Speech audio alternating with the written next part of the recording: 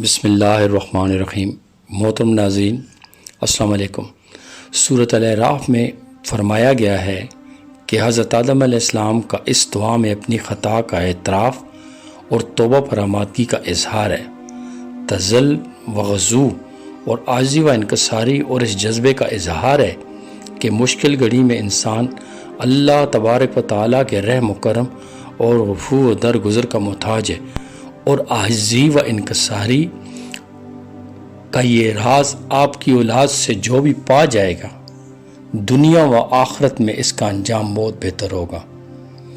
وَقَالَ اهْبِطُوا وَبَعْضُكُمْ لِبَعْضٍ عَدُوٌّ وَلَكُمْ فِي الْأَرْضِ مُسْتَقَرٌّ وَمَتَاعٌ حِینٌ۔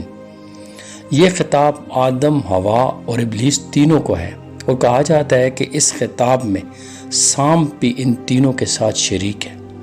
ان کو حکم دیا جا رہا ہے کہ تم جنت سے اتر جاؤ، اور تم ایک دوسرے کے خلاف برسر پیکار رہو گے اور دشمن رہو گے۔ نبی کریم صلی اللہ علیہ وآلہ وسلم کی ایک حدیث پاک جس میں سانپ کے قتل کا حکم دیا گیا ہے، اس سے اجتہاد کرتے ہوئے کہا جاتا ہے کہ سانپ بھی حضرت آدم و حوا علیہ السلام کے ساتھ تھا جب انہیں جنت سے نکلنے کا حکم دیا گیا۔